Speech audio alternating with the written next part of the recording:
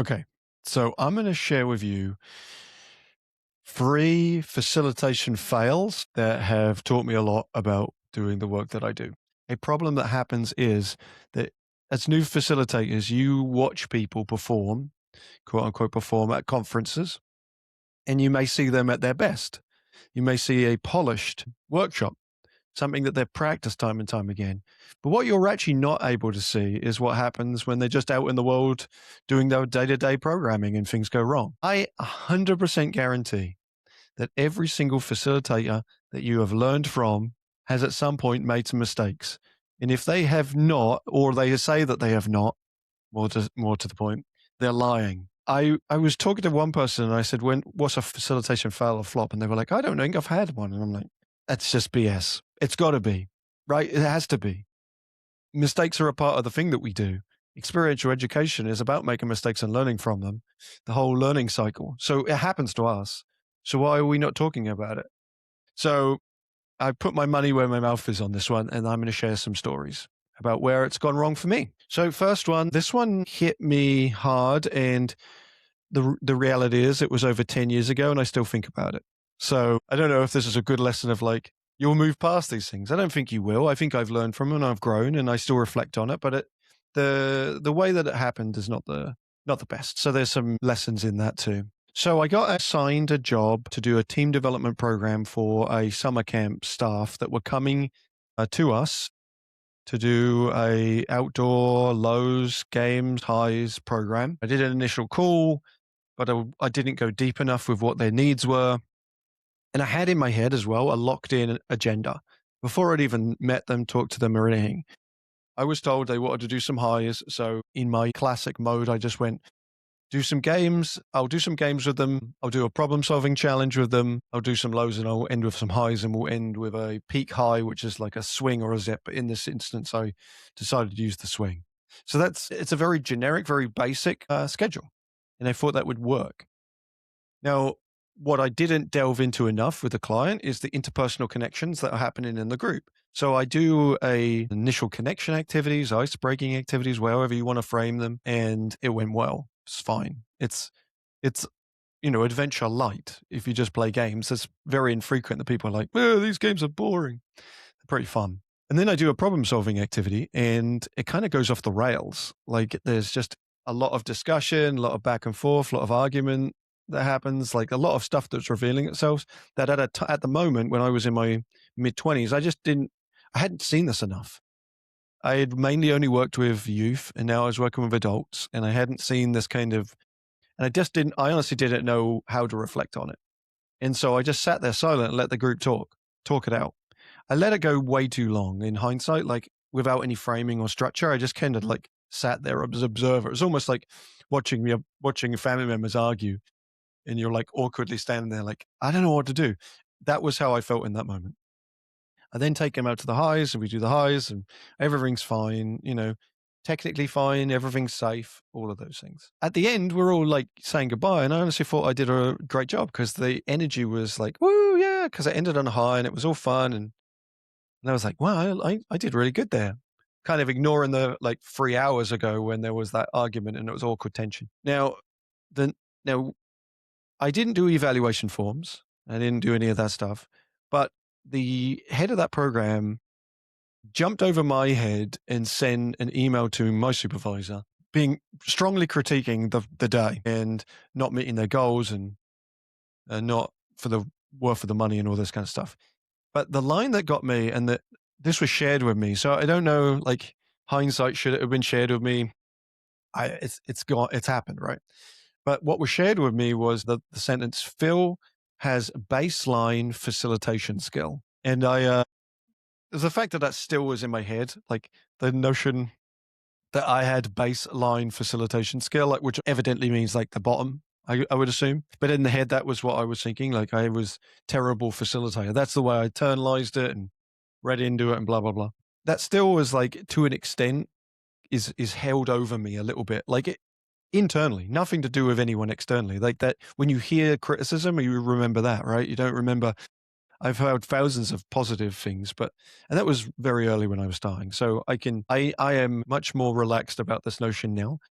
But The thing that I learned from that, and I think that it's important for you all to learn about that, is there will be moments where you're working with groups where stuff comes up that you just don't know how to deal with. And the question is like sometimes is asked of me, like, how could I best prepare someone for those moments?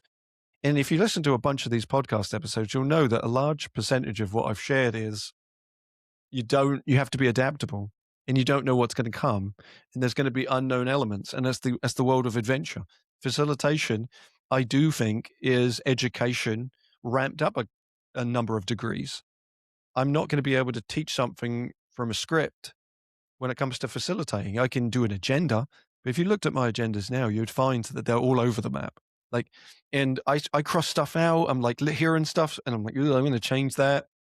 I just did a program where I changed half of it because stuff was happening, and I was like, "Okay, I'm going to shift." At the time, I had an agenda, and I didn't shift. So that would be my like. It's true. I did have my facilitation skills were not great. I my programmatic skills are fine. I could run a program, but could I truly do a facilitative program in that way? That was very eye-opening to me. I'm not sure the idea of giving me that feedback at a young age was the best in that way because I definitely took it personally and all that kind of stuff. But at the same time, had I not had that, I wouldn't be maybe the facilitator I am now. The reason I'm sharing this though is know that I had at the time I was in my mid-20s, I still felt I was pretty good at what I was doing, and I realized like I was nowhere near prepared for that. I also reflected that I wasn't best prepared and for what the goals were. I wasn't asking enough. I wasn't pushing back enough at like, hey, they want to climb, therefore I'm going to climb. There's a lot of things that I've learned in terms of what the person is asking me of where I should take them. And sometimes I do recommend not getting to the high elements and just doing stuff on the ground and spending more time on the conversation parts. And actually, if you know that there's going to be some tension, preparing yourself for tension, setting up for tension, like all of those kind of things are really helpful. So do as much prep work as you possibly can to avoid negative outcome.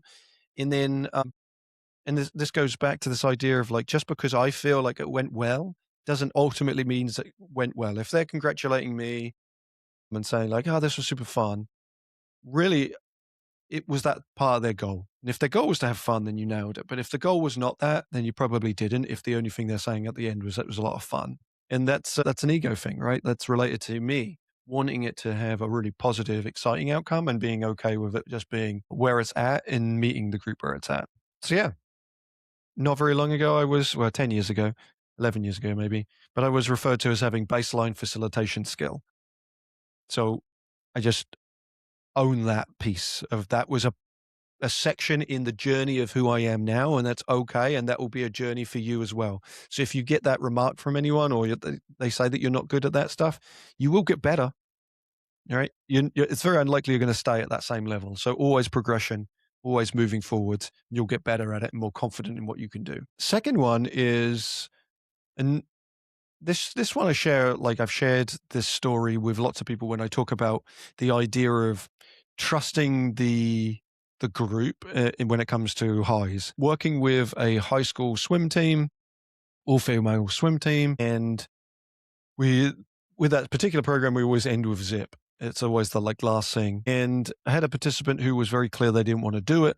Every senior typically does the zip. It's like a culminating experience for them. And they said they didn't want to do it. The whole group, and I said, yeah, no worries. You don't have to. I'm not going to force it. The whole group went, except for this one person. They then rallied around this person, encouraged her to go. She came up. She was fine on the zip, on the platform, went down the zip. I thought, wow, this is awesome. The group has rallied around this individual and we're having a really positive experience. Come to check in with her about how she felt the day went, and she told me it sucked. And I was like, oh, wow, that's different than what I was seeing. And it was because her peers changed her mind. And as an 18-year-old female, she wanted to be honest, say female, but anyone who's 18, when you're about to go off to college, you don't want to be pushed into things that you don't want to do. And she felt like she was peer pressured into changing her mind. She had locked her mind in. She was forced to change and she felt weak because of it. She was reflecting on her future and saying, is this who I am? Am I this kind of person? who will just bend as soon as people put pressure on me. Why can I not stick up for myself? And I felt the enormity, the responsibility, the great power. With great power comes great responsibility. I had heard her advocate. I had allowed her group to change her mind, and I went with it because I thought it was for the positive. And so I bring this story up around the idea of us as facilitators. Just trust what's told you first time, and not feel like you have to change because of the group. Adapt. Like, ultimately, my role is to make things easier for people, and it's not to make things harder because I'm not there to advocate. And so I wanted to feel like I could advocate for them. So now I'm very clear. If someone says they want to come down, I always say yes. I know that people have different viewpoints on that, and that's fine. But I share the story to give an example of where I felt I was doing the right thing and I wasn't doing the right thing. And could I have done something different? I think I should have just initially listened. And that impacts me because I'm raising a daughter. But I just think about that a lot, of like the impact and the power that we have, and how I could have leaned on my responsibility a little bit more, and just change the perspective for me. Just because I see something a certain way does not mean that's the way that everyone sees it. And so I should just lean in with whatever they say, regardless of my opinion on it. I'm in a position of power and responsibility, so I want to honor that, but also not take advantage of that. My last one is a story of where I pushed the conversation to an area of discomfort that I'm not sure was the right one because of the use of the words. So I am an English major. That's my degree, English and sports science. I was referencing to someone that this is the one area that I really use my degree is I and it's, to be honest, it's because I host a podcast, but any one of you could do it also. Try recording yourself when you are facilitating, and then listen back and analyze the words you say, and just see if there's any extra impact that maybe your words are saying, because words do matter. And once again, you're going to stand there and say things. I've talked about before on the podcast about the words just. I'm not a big fan of that. When you try to explain stuff and you say the word just, or if you say, this is my favorite activity, it puts a lot of weight when you say that to a group. So just say it's an activity. Let them make it up if they enjoy it or not, but you don't need to layer on all this extra stuff. But I was talking to a group about advocating, being able to speak for themselves, and I had used the word coward. I was doing activities on emotional regulation and literacy, and I said something around the lines: those people who don't speak, you don't share their emotions. Is it demonstrating bravery, or is it demonstrating cowardice? That's what I said. Ultimately, the meaning behind it was more towards the fact that I think it's a brave thing to be able to own up to your emotional state and say you're sad, rather than trying to hide it and keep it all in. And I had used the word coward, which is, not a good word because it has a lot of weight. It was in feedback that I was thankfully given in the moment or afterwards privately, that by me sharing the word coward, it demeans people's life experiences where there was real struggle, and that the reason they don't speak was less about being brave and more about being safe. And if they would have spoke to their truth, then it would have put them in an unsafe position. And so it's a reflection on me. And as a facilitator, once again, is not only my opinions do hold weight, I want to share them when necessary, but there are moments where I think there was benefit in it because then I was able to reflect upon it afterwards. But I share this really just to say that we all are going to at some point make some mistakes and some faux pas in what we say. And I say this as somebody who speaks a lot and does a podcast, right? And I have to edit myself a lot. But the reason I bring that up is just to highlight that it's important in a facilitative moment to encourage conversation, but not to add my voice too deeply into the conversation where my opinion ends up feeling like it has extra weight, and then being cautious of the words they use that obviously don't take into consideration everyone's lived experiences. And it's the hard balance of doing what is known as therapeutic work. I'm not a therapist, but I am doing therapeutic work, which means that I'm doing work that can lead to therapeutic moments of reflection. It can make you feel better, more connected. It can make you feel relief, excitement. I can elicit a lot of behaviors and emotional states, and there is power in that. And also, on the flip, I can say some things that at the time I might not think are the most problematic, but I'm grateful that when people call me out on that. And so I think I'm grateful for those moments of learning for me to be able to say, okay, I, I totally can hear that, and I apologize, and I will do my part to repair that by, and I owned that in front of the larger group. It's a good learning moment for that group. It was a good learning moment for me, but I hope it's a learning moment for you, or that not only can we see things and misinterpret, but we might say things, and just know that words do have weight, and it's important to be able to bring myself to the group, but not interject myself so heavily that it negatively impacts members by the authority that I have. And so there are three examples for you of mistakes that I've made while facilitating: not analyzing the group well, misinterpreting some behaviors, and saying words that are can be upsetting and not considerate of others. So I hope this is helpful, me sharing these things. If you do, I'm happy to share more or invite other people to share theirs. I hope this creates an environment where people feel comfortable to be able to share when they've made mistakes, because certainly we are not infallible human beings, and we are learning. And every facilitator has made mistakes, every single one. If you and if you're a perfect facilitator out there who's never actually had a failure or a flop or anything like that, you've not run a game and it's gone sideways, then I'd love to meet you and figure out how that's the case. But I doubt it. And so I put it out there that that's not true. There's there's no perfect facilitators. You don't have to be one. You just have to be yourself, grow, learn, be kind, and yeah. Okay, friends. Thanks for listening to this one, and I'll see you on the next one.